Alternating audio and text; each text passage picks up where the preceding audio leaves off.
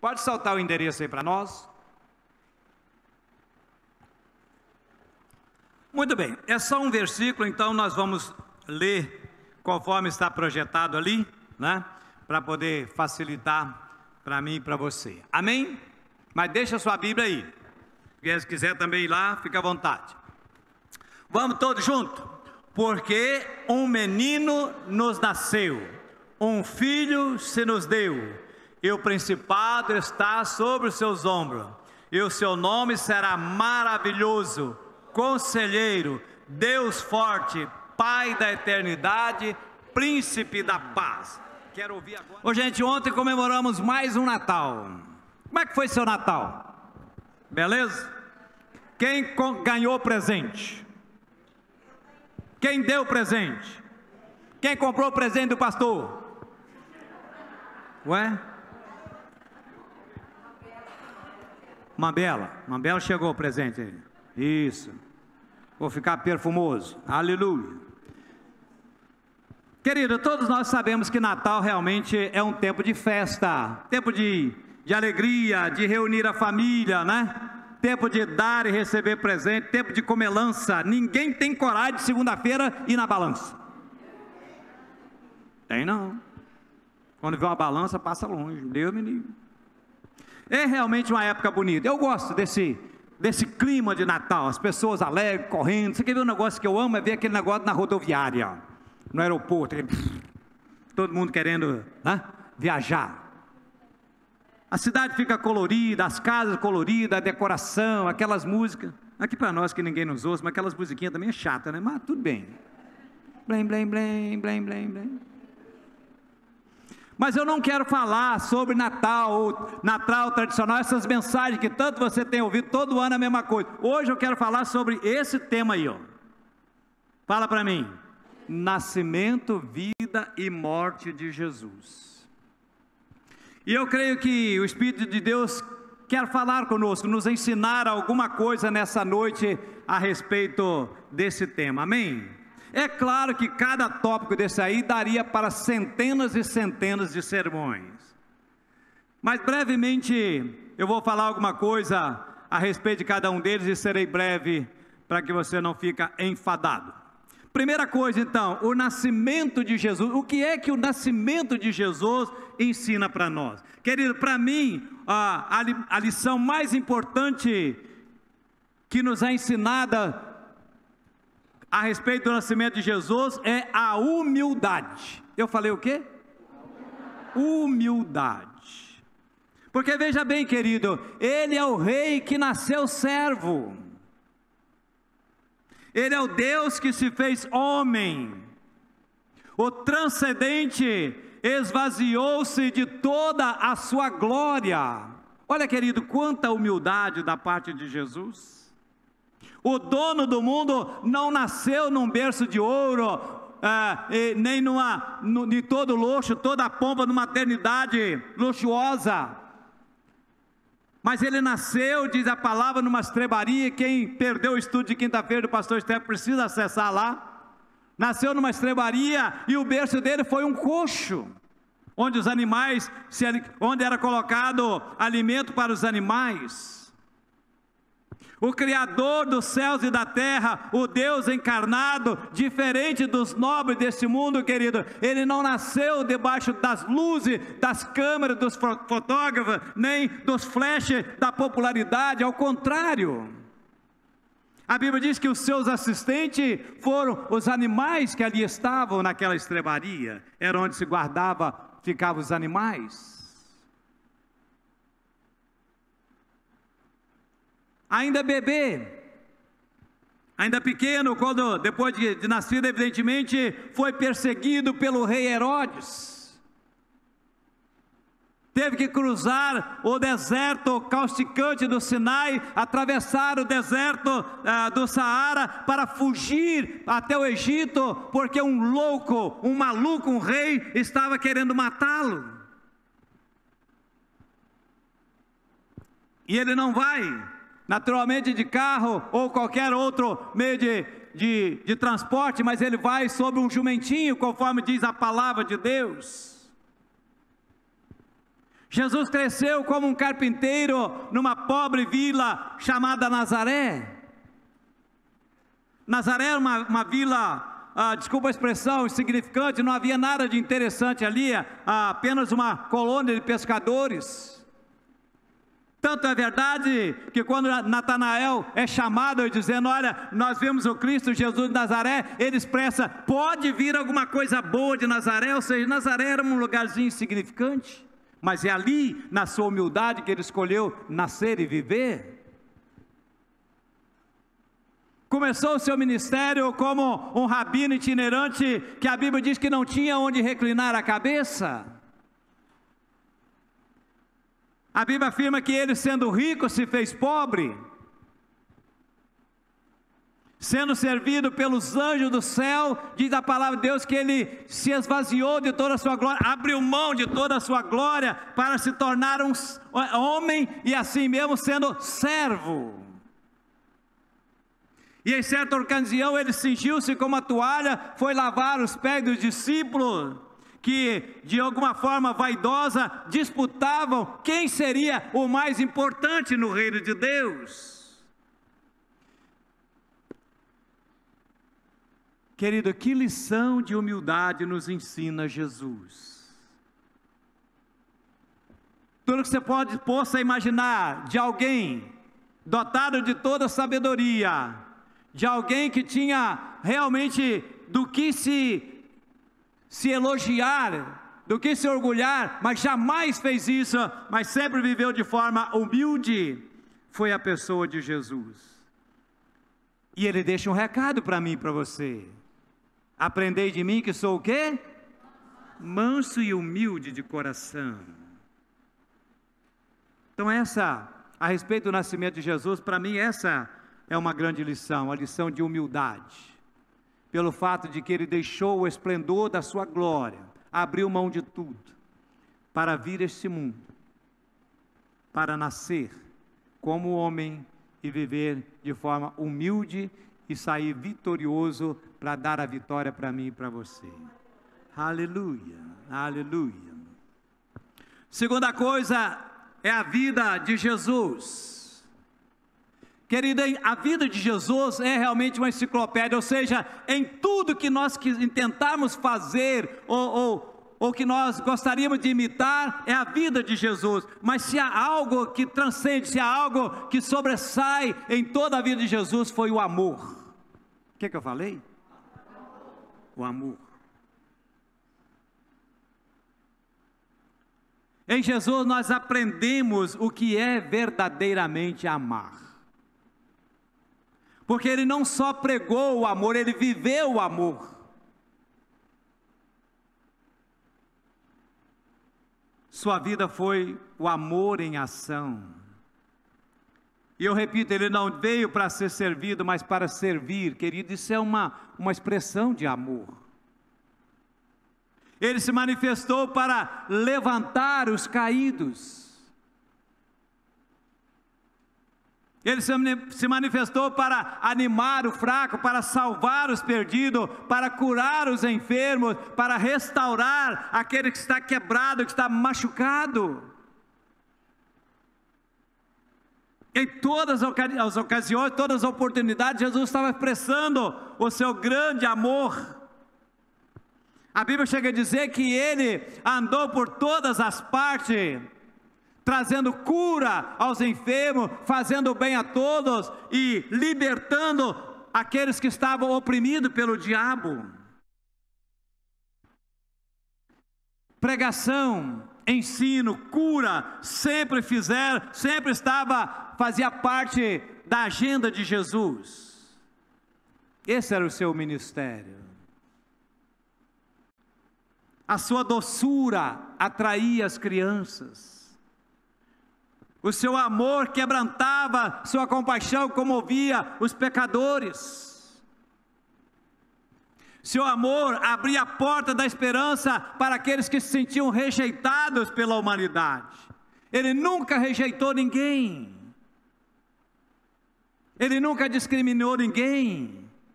fosse uma prostituta, fosse um publicano, fosse qualquer tipo de pecador, lá estava Jesus demonstrando o seu amor, a sua compaixão.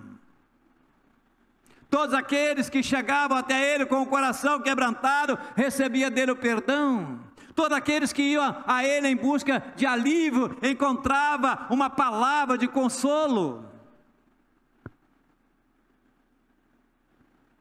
Jesus veio ao mundo exatamente para isso, para revelar o coração amoroso do Pai.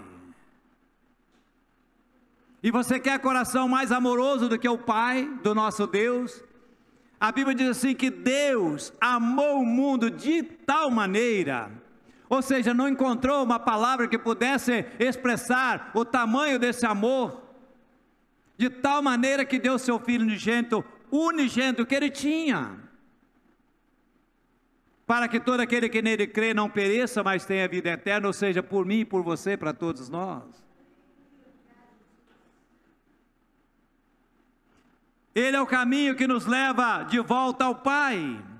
Ele é a porta que nos dá acesso ao trono da graça. Por meio dele nós podemos entrar na sala do trono e estarmos diante de Deus, o Pai, o Criador, o Senhor de todas as coisas.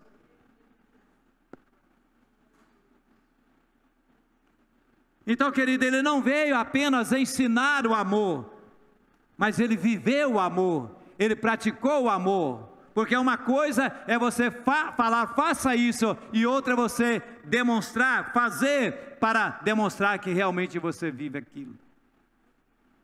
E Jesus foi essa expressão maior de amor. E essa é a grande lição na vida de Jesus que fica para nós. No nascimento ficou a lição da humildade, na vida de Jesus o amor. E a terceira coisa foi a morte de Jesus. O que é que ele nos ensina na sua morte? A lição que Jesus nos ensina na sua morte é a lição de sacrifício. O que eu falei?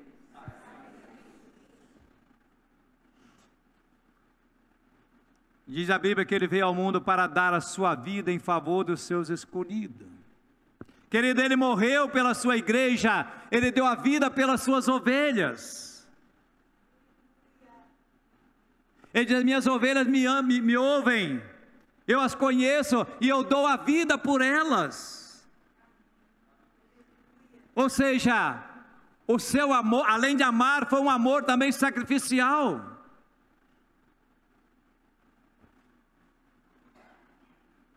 Paulo, escrevendo aos Filipenses, diz que ele, sendo Deus, não teve por usurpação ser igual a Deus, mas que ele se esvaziou, se humilhou, até a morte e morte de cruz.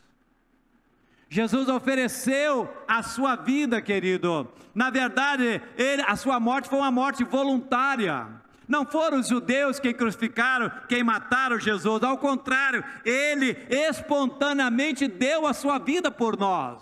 Lembra que ele diz assim: eu dou a mim, ninguém tira, eu de mim mesmo a dou. Ou seja, o que ele fez por mim e por você foi sacrificial, por amor. Porque se ele quisesse, ninguém poderia prendê-lo, ninguém poderia matá-lo. Mas ele já veio com isso para morrer no meu e no seu lugar. Aleluia. E ele caminha então para a cruz como um rei que caminha para a coroação. Na cruz ele nos comprou para Deus. A Bíblia diz que eu e você, nós fomos comprados, não com ouro nem prata, mas que nós fomos comprados com o precioso sangue de Jesus. Com o seu sangue ele nos comprou para Deus. Na cruz ele pagou a minha e a sua dívida que nós tínhamos. Paulo diz que o nosso escrito de dívida foi rasgado, foi cravado na cruz. Quando ele diz, tudo está consumado, está dizendo, olha, está pago. Ei Joel, ei Braz, ei Carla, ei Priscila, ei Marco, ei você, está pago, você não deve mais nada para o inimigo. Aleluia. O diabo não tem mais direito de cobrar de mim e de você a dívida, porque ela já foi paga. Na cruz ele morreu a nossa morte, porque eu e você estavam condenados à morte. E quando eu falo morte, você entendeu o que eu estou falando? A morte eterna, a morte espiritual. Mas ele morreu essa morte. Nós não vamos mais passar por ela. Aleluia.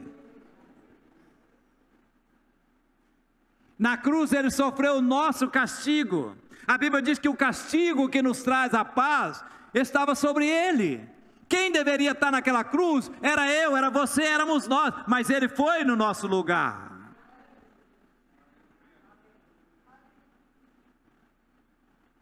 Na cruz ele se fez pecado, ele se fez maldição por nós, para que nós fôssemos santos e benditos diante de Deus.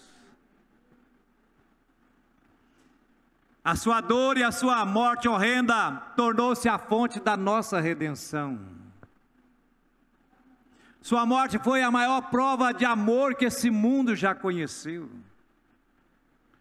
Isaías diz assim: pode até ser, pode acontecer de uma mãe realmente dar a sua vida por um filho, pode acontecer, não diz que é, mas dar a vida por pecadores como Jesus fez, foi a única pessoa que fez isso, querido.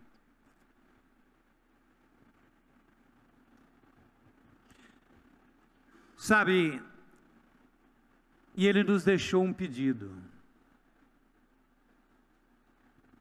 Ele diz assim que assim como ele deu a sua vida por nós, que nós também devemos dar a nossa vida pelos nossos irmãos.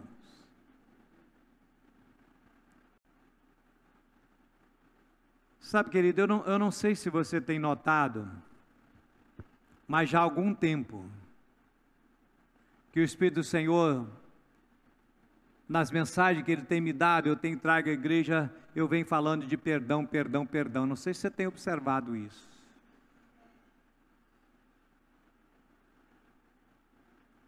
E quando o Espírito começa a falar, querido, que alguma coisa tem que acontecer.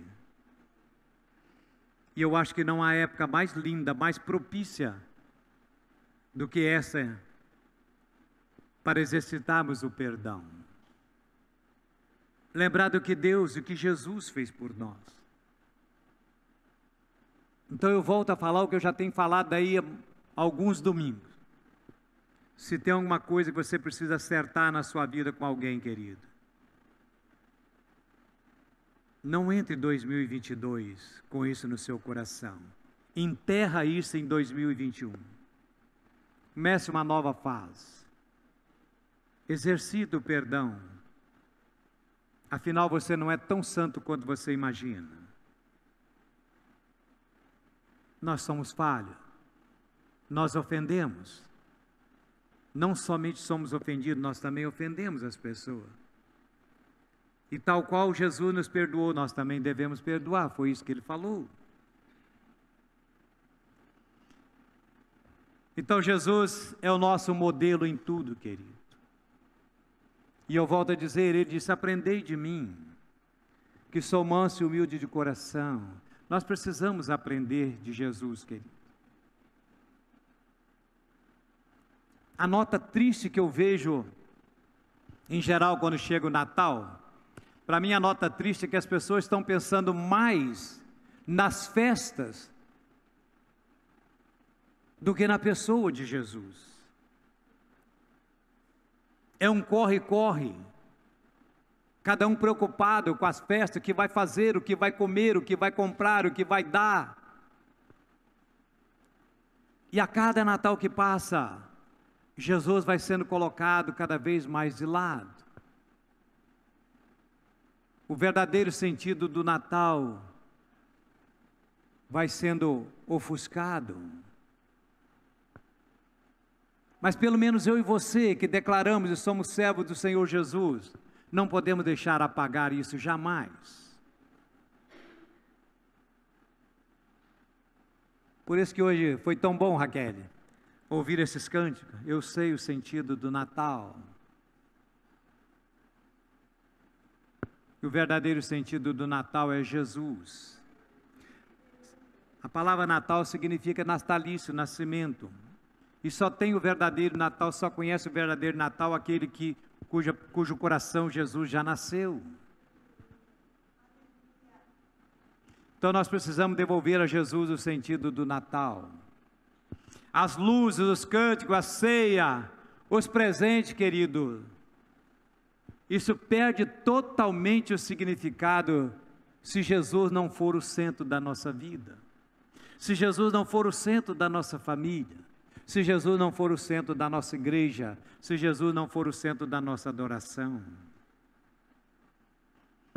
Natal é tempo de nós honrarmos aquele que tanto nos amou. Aquele que desceu do céu para nos levar para o céu. Para que Jesus veio a esse mundo? Por que Ele desceu do céu? Para nos levar para o céu. Você só vai para o céu através de Jesus, porque Ele disse: eu sou o caminho, a verdade e a vida, e ninguém vai ao Pai senão por mim. Então, querido, esta é a reflexão para nós dessa noite que o Espírito Santo colocou no meu coração. Que Natal é tempo de nós aprendermos de Jesus. Aprendermos as lições do seu nascimento, da sua vida, do seu sacrifício. Que Jesus seja o nosso modelo, seja o exemplo, seja a quem nós verdadeiramente devemos imitar em todos os aspectos da nossa vida. Amém? Que o Senhor nos abençoe, que essa palavra possa encontrar lugar no seu coração, como encontrou no meu. Amém? Amém? Fique em pé, deixa eu abençoar a sua vida. Pai, em nome de Jesus, nós te agradecemos, ó Deus. Te agradecemos, ó Pai, porque podemos comemorar mais um Natal, ó Pai, do teu Filho, Senhor. E podemos, ó Pai, refletir, ó Pai, no seu nascimento, na sua vida, e no sacrifício que o teu Filho realizou, ó Pai, em nosso favor, para nos abençoar, ó Pai, para nos resgatar para o Senhor, ó Pai. Deus querido, que a vida de Jesus seja o nosso grande exemplo, que Ele seja, meu Deus e meu Pai, um modelo, ó Deus, para as nossas vidas, Senhor. Pai, eu oro agradecido por cada coração que esteve aqui, aqueles que estiveram ao alcance da imagem da nossa voz. Ó Deus, que essa palavra encontre guarida em cada coração. Senhor, meu Deus e meu Pai, abençoa agora o nosso retorno às nossas casas. Dá-nos, ó Pai, uma noite de repouso e de sono tranquilo e reparador. Dá-nos uma semana abençoada, Pai. E que a graça salvadora do Teu Filho, o Teu amor, ó Pai, e a consolação do Teu Espírito Santo, seja conosco, seja com toda a igreja do Senhor na face da terra, hoje e para todos sempre. Amém, amém e amém. Vamos em paz, Deus nos abençoe. Um feliz resto de Natal para você.